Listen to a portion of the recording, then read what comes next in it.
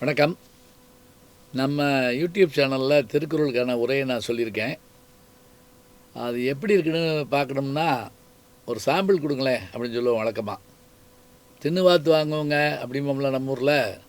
அது மாதிரி நீங்கள் ரசித்து பார்த்து வாங்குங்க. எப்படி இருக்குன்னு ஒரு சாம்பிள் கேட்டவா? இதை பாருங்கள்.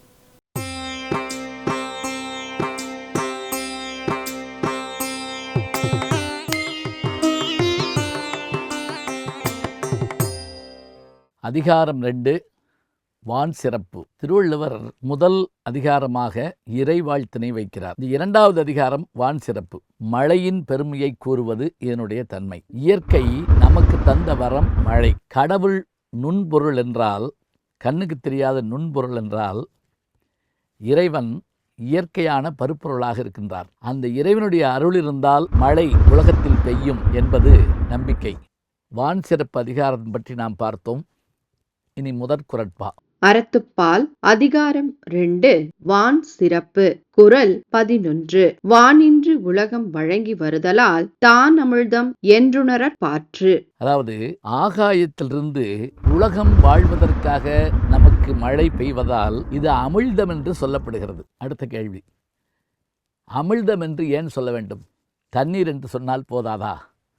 ஏனென்றால் அமிழ்தம் என்பது உயிர்களை நீண்ட நாள் வாழச் செய்வது, சாகாவரத்தை தரக்கூடியது என்று ஒரு நம்பிக்கை உண்டு. அமிழ்தம் என்று ஒன்று உண்டா நமக்கு தெரியாது. ஆனால் அந்த அமிழ்தமாக இருப்பது நன்னீராகிய தண்ணீர்தான், மழை நீர்தான்.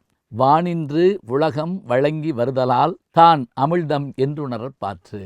ஆகவே மழை பெய்தால், நான் பார்த்திருக்கிறேன், சாதாரண நிலத்தில் மழை பெய்தால் மறுநாளைக்கு மறுநாள் பார்த்தால் சிறு சிறு பசும்புற்கள் அங்கே தோன்றியிருப்பதை பார்க்கலாம். எனவே உயிர்களை காப்பது அமிழ்தம் என்றால் அந்த அமிழ்தம் வானத்திலிருந்து வருகின்ற மழைதான் என்பது திருவள்ளுவர் கருத்து. வானின்று உலகம் வழங்கி வருதலால் தான் அமிழ்தம் என்றுணரப் பாற்று.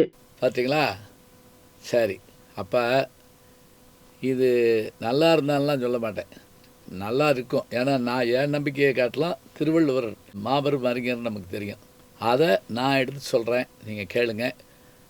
நிச்சயமாக நீங்கள் இதை விரும்புவீங்கன்னு நான் நினைக்கிறேன். எல்லா அதிகாரங்களுக்கும் எங்களுடைய குழுவோட உரை சொல்லி உங்களுக்கு தர்றோம். நீங்கள் மெம்பர்ஷிப்பை இதில் ஜாயின் பண்ணிட்டீங்கன்னா உங்களுக்கு நல்லது, உங்கள் தலைமுறைக்கும் நல்லது. என்னடா பெரிய அதிகாரத்தை காட்டுறாங்க அப்படின்னு நினைக்காதீங்க. இது திருவள்ளுவர் கொடுத்த அதிகாரம். அதனால் நீங்களும் உள்ள வாங்க. குறளை ரசிப்பதற்கு இது ஒரு சாம்பிள்.